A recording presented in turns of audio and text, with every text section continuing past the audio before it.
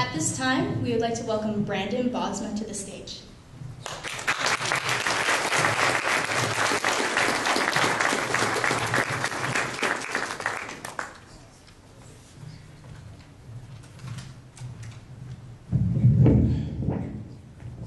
Everybody's learning on the first day of doing this. So good evening, Argyle staff and honored guests, and to my fellow Argyle graduates, congratulations, we did it.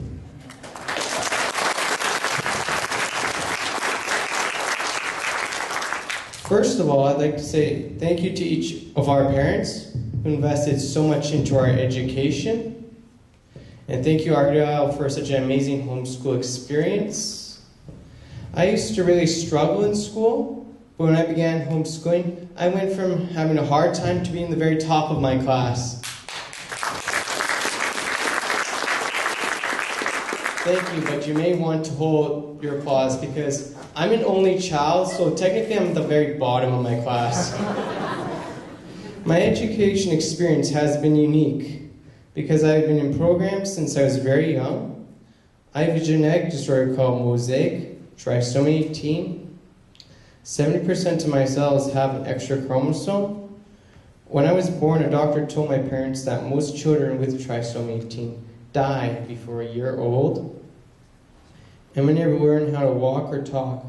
She also said many trisomy 18 children have heart problems, breathing problems, and the list went on. No one knew how long I was going to live. I was also told that I have a very low IQ, I have ADD, and I wasn't meeting the normal milestones. Do these things affect me? Absolutely. But let them define who I am? Absolutely not. So how do these things affect me? Well, for one thing, if people talk too much or there's too much information, smile and nod my head, there are two possibilities. Number one, I really like what you're saying. Or number two, I don't have a clue what you're talking about.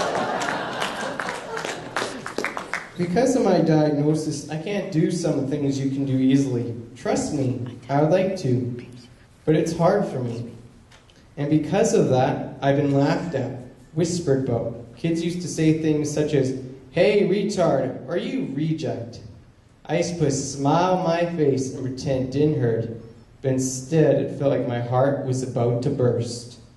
So please, if you see people different than you, don't judge them. Get to know them. You may find you have a lot in common. If you have been on the receiving end, don't let the past rule your present. Other people's comments do not need to write your story. Take the pen and paper and write your own story, a story of victory.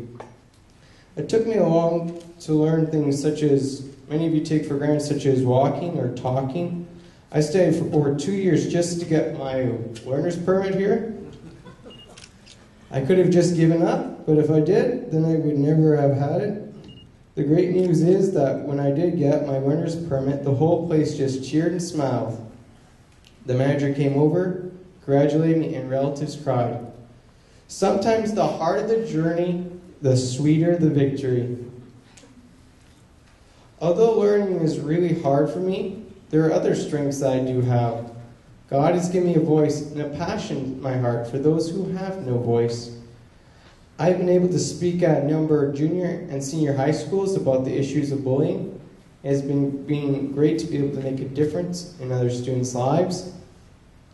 I also found out because of the label incompatible with life, many doctors refuse to give medical treatment to trisomy 18 children for something as simple as oxygen.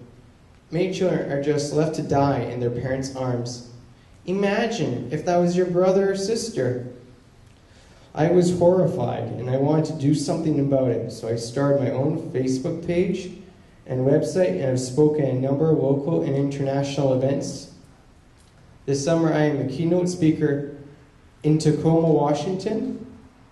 Still learning to speak here. So parents from around the world have contacted me and have been able to put them in contact with people who can help them. The most important thing is that I can be a voice to those who have no voice. And I can bring hope to parents who feel that there is no hope. I've been able to use the things that most people would see as negative, the bullying, the Trisomy team, and use them to make a difference in this world. How about you? What can you take from your life experience to help others? And are you doing it? I would just like to end with these 3 pieces of advice. Number 1, when things get hard for you, don't give up. Remember, the harder the journey, sweeter the victory. And number 2, whenever you end up doing, do it with passion. You may end up getting your dream job, and if you do, that's awesome. But you may not.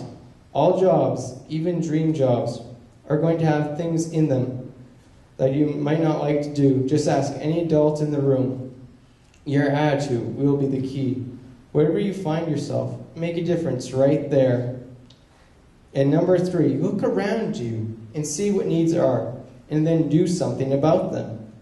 I believe that success isn't defined by the number of degrees you earn, but the degree which you make a difference in this world.